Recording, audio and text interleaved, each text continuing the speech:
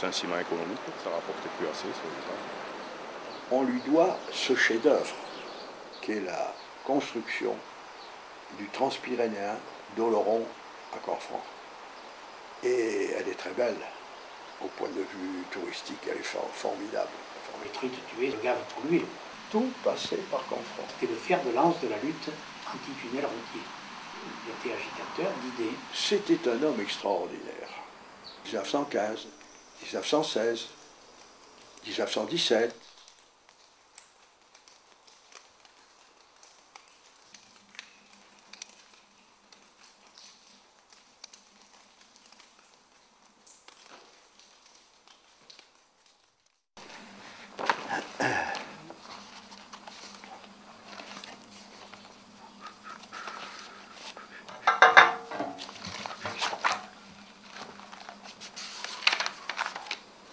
Vous verrez le profil de la ligne de la Forêt-Noire, 55 pour 1000, pas 45, 55, avec les trains qui y circulent. Ah oui, oui. Insdur, président à l'époque, en 93, des chemins de fer allemands y croient. La question primordiale à l'avenir ne sera plus de savoir si une ligne est rentable ou non, mais pourquoi elle ne l'est pas et comment faire pour changer cette situation. Oui, bah oui. Une bonne petite leçon aux Français. Ça, c'est une photo que j'ai prise, moi, en 1967, à Canfranc. Un train de moissonneuse-batteuse des établissements Broad. Les établissements Broad sont en France, au centre de la France. Ils fabriquaient des moissonneuses-batteuses et maintenant, ils fabriquent les grands enjambeurs, vous savez, pour les vignes. Pour travailler les vignes. Les grands enjambeurs sont fabriqués par les établissements Broad. Eh bien, ces trains ne pouvaient pas passer à Bayonne, parce qu'ils étaient trop hauts pour les tunnels de Bayonne. Et on faisait tout passer par Canfranc. Alors, vous savez, quand vous racontez des histoires, on vous ment, on vous trompe, on vous berce. C'est pour ça que j'ai voulu vous laisser ça, parce que tout ça, c'est expliqué. Alors voilà. Voilà les deux Transpyrénéens, fait par votre serviteur. Vous avez ici celui qui reste. Regardez à quelle altitude il monte. Vous avez les altitudes ici. J'ai pas mes 1500 mètres. Vous comprenez? 1567. Et celui-là, il n'arrive qu'à 1195. Oui. C'est le nôtre. Et après, on s'en va. Celui-là, il descend à nouveau vers la tour de Carole. Celui-là, quand il est là, lui, il descend avec des rampes de vin jusqu'à Saragosse. Même pas, jusqu'à Araka. Puis après, c'est... Alors, voilà. Alors donc, c'est pas... Tout ça, c'est moi qui l'ai écrit. Hein. Tout ça, c'est moi qui l'ai fait. J'ai écrit ça. Et oui. Vous le lisez, ça? Bien. Oui, oui, oui. Profil en long de la ligne Toulouse-La Tour de Carole-Barcelone, que la SNCF vient de rénover intégralement, et celui de Pau, Canfranc-Saragosse, moins difficile, que les technocrates de la SNCF refusent de moderniser. Et puis c'est la vérité. Ça fait 37 ans maintenant. 37 ans. 37 ans que les trains ne circulent plus entre Oloron-Sainte-Marie et Canfranc, en Espagne. 37 ans que le pont de l'Estanguette s'est écroulé et qu'il attend d'être reconstruit.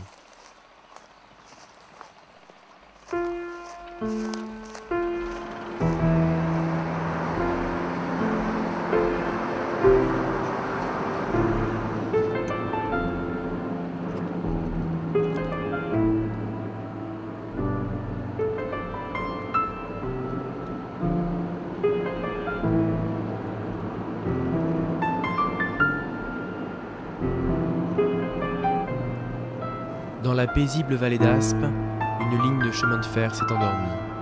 Les vestiges colossaux en témoignent et les hommes se plaisent à en parler. Lorsque je commence une conférence, je commence à rendre hommage à 3 hommes. Le premier, c'est Louis Barthou.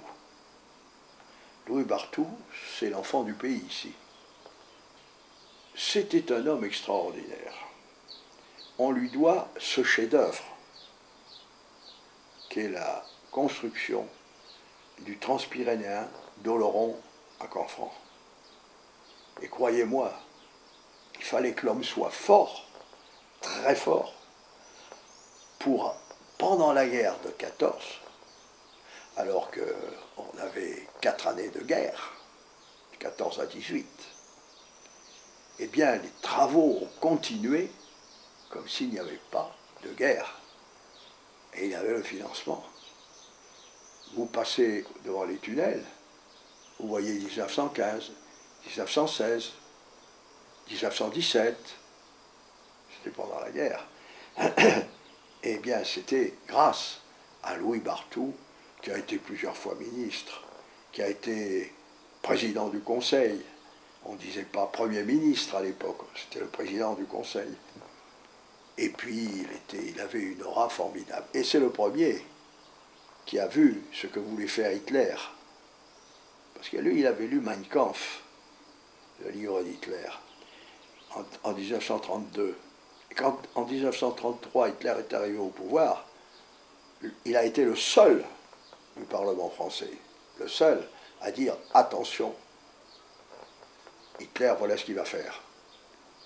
Et il était ministre des Affaires étrangères à ce moment-là, et il a commencé à aller trouver les pays tout autour de l'Allemagne pour les fédérer en leur disant voilà, voilà le danger, vous allez voir ce qui va vous arriver, vous les Tchèques, vous les Yougoslaves, vous les Polonais, vous les attention, voilà ce qui vous arrive, voilà ce qui va vous arriver, c'est les vues d'Adolf Hitler.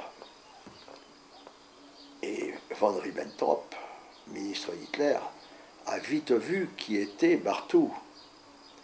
Et c'était l'homme à supprimer. Alors quand on a fait venir le roi de Yougoslavie en France pour essayer de le convaincre de créer avec les autres ce bouclier de défense contre Hitler, Barthou a été l'accueillir, il descendait du bateau qui venait de Yougoslavie à Marseille, il est allé l'accueillir dans une voiture découverte complètement, avec la foule évidemment qui applaudissait le roi. Seulement parmi cette foule, il y en avait un qui avait été commandé par Hitler et Ribbentrop pour descendre à la fois le roi, qui allait signer vraisemblablement avec nous, et Barthou.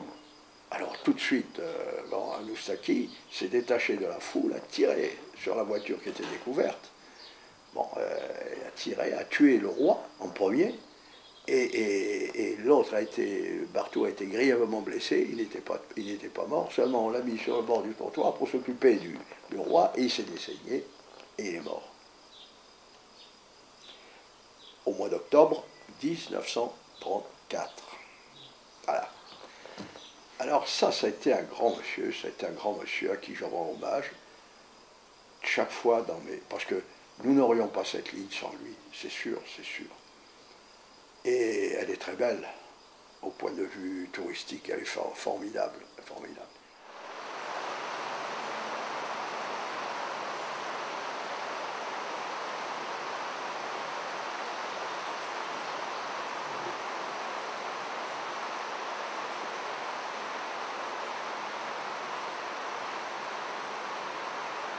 Après la libération, très vite après la libération, oui, ils sont venus, hein, attention, ils ont refait toute la partie qui était, c'est-à-dire sauté avec la bombe, et puis il y avait tous les wagons également dans le Gave et tout. Ah oui, ah, oui, oui, oui, et ça partait sur le front de Normandie, ça.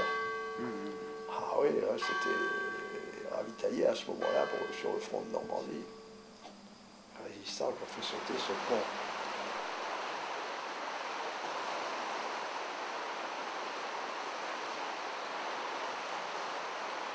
Tout était bloqué, puisque tout passait par Canfranc. Rien ne passait par Hendaye et par machin, parce qu'ils étaient bombardés, là, sans arrêt, par les Américains et les Anglais. Tout passait par Canfranc. Alors, ils ont fait sauter carrément ce pont. Et ils ont eu la présence d'esprit de ne pas faire sauter le grand viaduc en maçonnerie.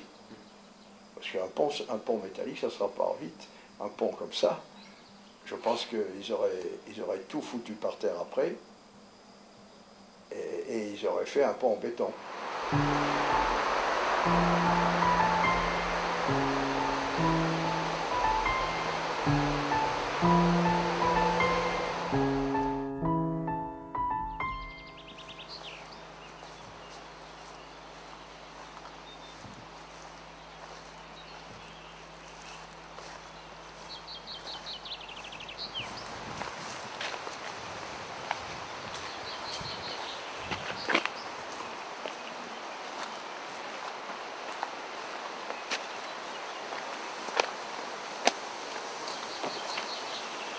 Je pense encore au fond, pour accéder par la dernière porte.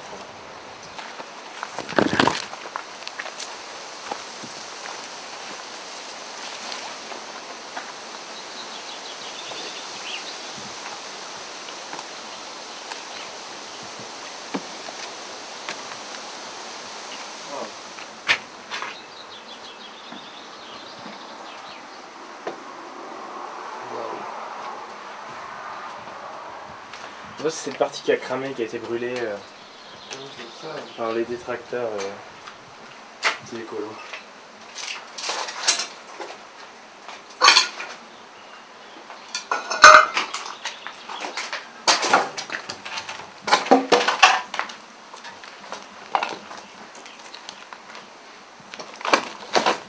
Parce que c'est vrai que, moi, d'après ce que j'ai lu et ce que j'ai entendu, le peu que j'ai pu entendre, c'est finalement ce que les gens ont retenu comment dire, comme lieu de perversion, etc. Alors que, a priori, c'était pas ça, du moins à l'origine. A priori, c'était une maison de la montagne qui a vécu une dérive un peu, c'est-à-dire que c'est devenu un bar de nuit. Et ça a été dommage que ça devienne ainsi. Quant à la perversion, moi j'y allais souvent, je n'ai jamais vu beaucoup de perversion. Sinon, ce qui était très mal vu dans les campagnes, des consommateurs de cannabis. D'accord. Ouais. C'était la seule perversion qu'il y avait sur le plan légal. Okay. Mais ce n'était pas bien grave et bien dangereux.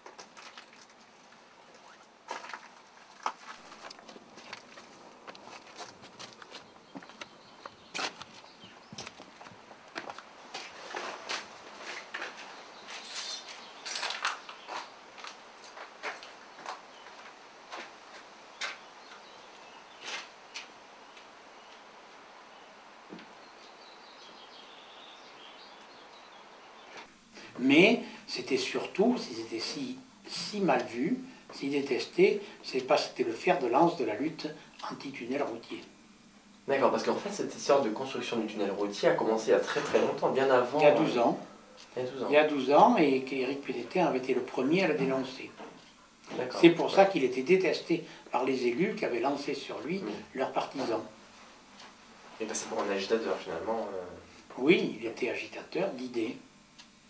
Et il a fait organiser des manifestations en grand nombre contre le tunnel que nous, comité d'habitants, nous avons suivi ensemble, ensuite, mais il a été le pionnier de cette lutte. D'accord. Donc, M. Rabi nous a dit hier que, au début, quand le domaine de la Goutte d'eau, quand la gare a été reprise par M. Pététin dans les années 80, c'était un lieu d'accueil de jeunes qui... C'était un lieu d'accueil, c'était une maison de la montagne qu'il avait voulu faire. Il était guide de haute montagne, il l'est toujours. Donc il avait voulu faire cela, mais ça a dérapé assez vite en devenant un bar de nuit. D'accord. Il a donné, ça a fait gîte, mais il a continué à faire bar, alors que si les gens ne se levaient pas le matin, etc., ça n'avait perdu son sens de maison de la montagne. Et qu'est-ce que vous appelez par maison de la montagne? Vraiment... Eh bien, une maison de la montagne, il y en a une à l'Esquin, en particulier, c'est des maisons où il y a un accompagnateur ou un guide qui amène les gens en montagne. C'est-à-dire, on ne fait pas la fête au bar jusqu'à 3 h du matin, pour se lever ensuite à 11 h, on se couche tôt, on se lève tôt et on va faire des balades en montagne. D'accord. Ce qui n'était pas le sens du tout de la goutte d'eau. D'accord. C'est ça que j'appelle déraper. Oui, oui, oui. Très bien. Donc, alors, M. Gouin-Rabal, sur la voie ferrée, vous ne pouvez pas voir mieux. Oui, oui, ben voilà. On est mal, moi je m'engueule avec lui chaque fois que je le vois, parce que, non, mais parce qu'il a été pour le tunnel routier, lui. Alors c'était pour ça d'ailleurs que le Créloc l'a expulsé certainement. On savait très bien que s'il faisait le tunnel routier, il ne ferait pas le tunnel ferroviaire. Et lui s'est entêté dans cette idée. D'avoir les deux tunnels. D'avoir les deux tunnels. Ouais. Donc il est mal quand même, mais au niveau voie ferrée, au niveau travail, c'est celui qui peut vous aider le mieux. Je l'ai connu, moi il était représentant Renault. Il voulait toujours me vendre des voitures et on ne pouvait plus se le sortir. Et la voiture était achetée, j'avais signé, tout ça, on faisait avec des 4L à l'époque, les médecins, ça marchait très bien les 4L. Et on ne pouvait plus y en signer pour la 4L, 2 heures après on l'avait toujours. D'accord. À ce moment-là, il était militant du PC, mais il a un peu changé maintenant. D'accord, très bien. Bon. Voilà, enfin, c'est pas quelqu'un de haïssable. Du oui, tout, non, et qui n'est pas dans le style Rose et Lassalle, que vous pouvez voir aussi. Parce oui, que ça a été eux les... Ah oui, parce qu'ils ont été les... Ils doivent être très occupés, ils étaient en plein marasme. Oui, ils ont de perdre son siège de député, d'après la presse, et ce que je me réjouis d'ailleurs. Et donc il est en train de perdre son siège de député, il se fout pas mal de vous, je pense. Nous n'avons pas pu rencontrer Jean Lassalle. En revanche, nous avons croisé beaucoup de camions.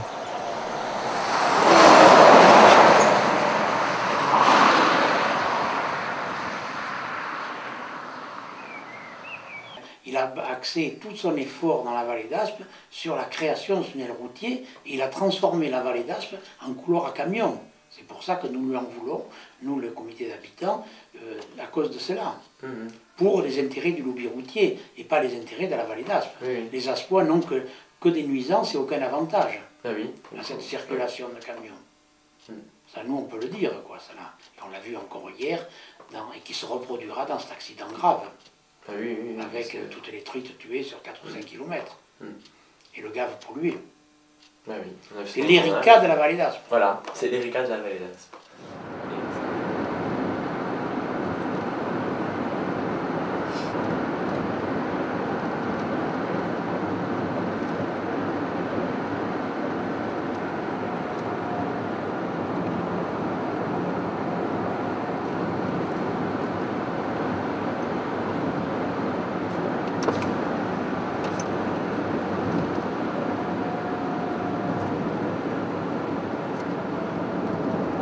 C'est lequel magasin accidenté, ça?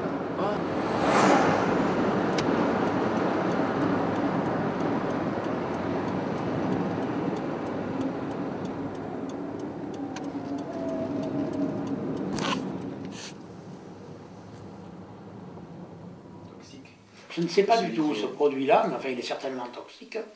Et il est dilué par l'eau, certainement, mais il peut certainement être toxique. En tout cas, il est toxique, s'il est toxique pour la faune, la flore, il est toxique pour autre chose, pour les gens aussi. D'ailleurs, la pêche est interdite dans cette zone-là pour plusieurs années. C'est donc qu'il doit y avoir dans l'eau des substances encore dangereuses. D'accord.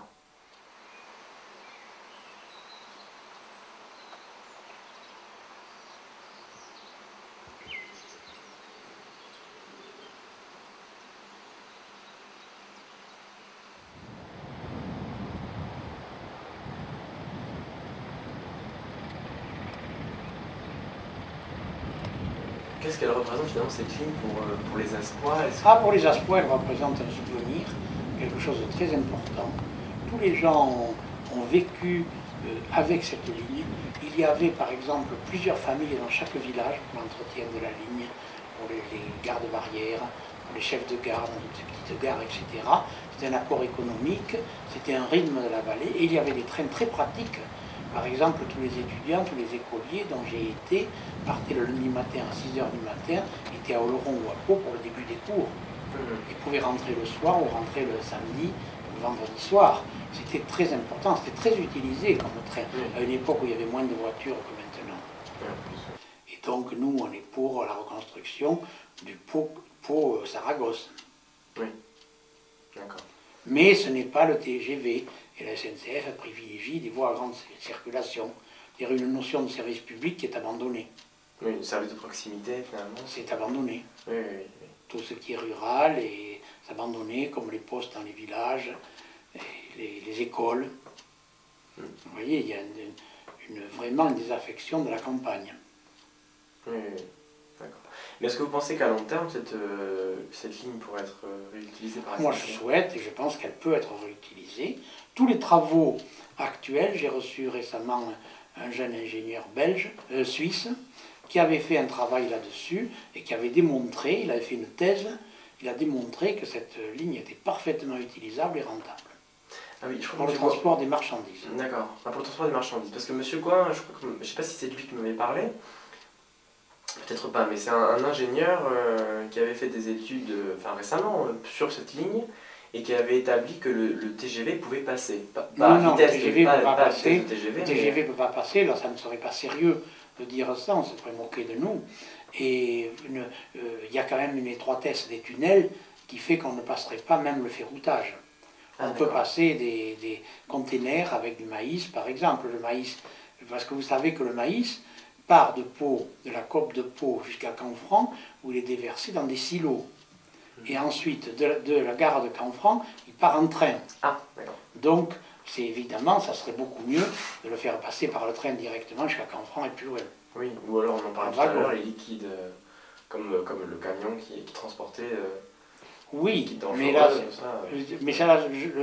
heureusement, le maïs n'est pas trop dangereux. Oui. Mais ça serait bien aussi qu'il passe par le train. Et ça serait possible techniquement. Mais un TGV, ça ne serait pas possible. Là, vous avez eu de mauvaises informations. Et ça, personne ne vous dira ça, quoi. Surtout pas M. Gouin-Raval, qui est très féru, qui est un expert ferroviaire et qui ne peut pas dire ça. C'est lui qui m'avait rapporté cette... Non, pas le TGV, non. Non, le TGV, vous ne voyez pas le TGV. Vous avez vu le tunnel vicoïdal commencer? Il faut visiter. Non, tout mais ça. on y va justement mercredi avec M. Gouin. Oui, non, mais pas le TGV, quoi, ou alors au ralenti. Oui, voilà, celle qui pouvait Il passer... fallait à 300 à l'heure. Non, voilà, bien sûr. Non, M. Raval, vous avez mal compris ce qu'il vous a dit, il ne peut pas vous avoir dit ça. Et étant lui-même farouche et fanatique pour la réouverture de la ligne Pau-Canfranc. M. François Lacotte est actuellement le vice-président, si vous voulez, le sous-directeur de la maison Alstom. Il était autrefois le constructeur numéro 1 de la SNCF. L'acheteur numéro 1 et constructeur pour la SNCF, François Lacotte. Et puis, il ne s'est pas entendu avec la SNCF. Il est passé chez Alstom. Il est maintenant le directeur de la production d'Alstom et pratiquement le vice-président. Bien. Il a fait une étude dernièrement sur les possibilités du TGV pouvant passer par Canfranc, par ici. Chose qu'on n'aurait jamais osé faire, moi-même, dans le mémoire que je vous offre. J'aurais jamais parlé du TGV. En 1993, il y a 15 ans de ça, parce qu'on se serait foutu de moi. On aurait dit, oh, le TGV dans la vallée d'Aspe, non mais ça ne va pas. Seulement, il a voulu démontrer